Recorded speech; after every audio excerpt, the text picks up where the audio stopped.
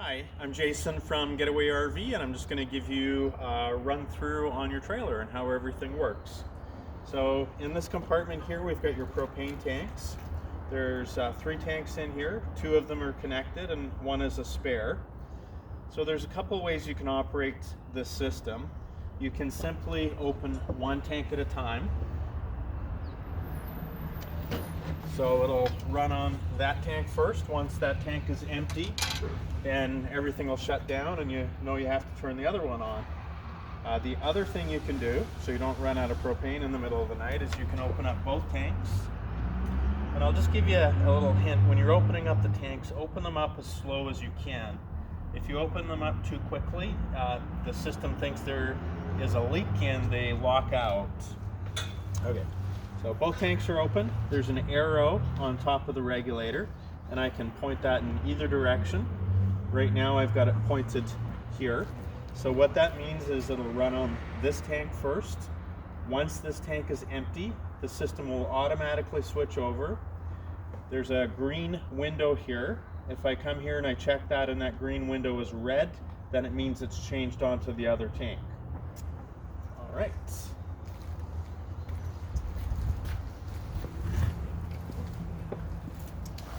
Batteries are located in the front compartment here. You do need to check the water level in the batteries periodically, and if they need to be topped up, you should use distilled water. If you are checking water level in the batteries, you should make sure you have safety goggles on and some gloves.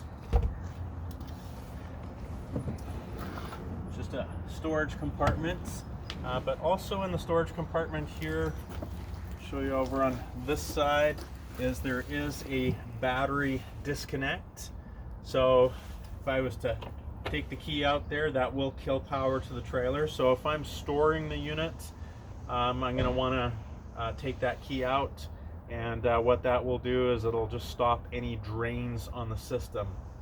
But when I'm plugged in or when we're driving, you always want to have that on, because if the battery disconnect is not engaged, then the batteries will not charge up.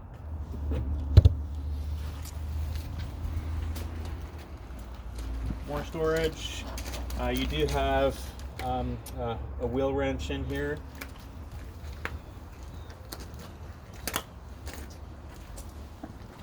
Over here, you've got your city water hookup.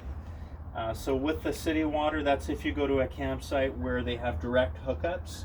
You should use a non-toxic water hose and a water pressure regulator. And what the water pressure regulator does is it just reduces the pressure coming from the campground. When you hook the regulator up, hook it up on the tap on the campground. Not to be confused with your sewer flush.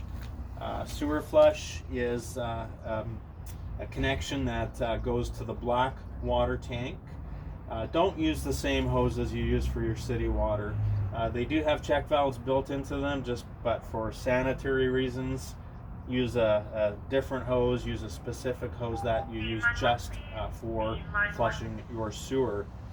Now, one very important thing with your black water flush is you need to make sure the black valve is open while you're flushing it.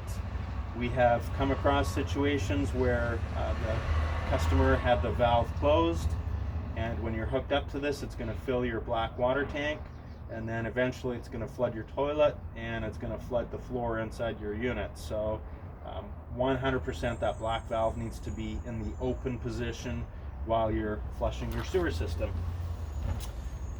Okay.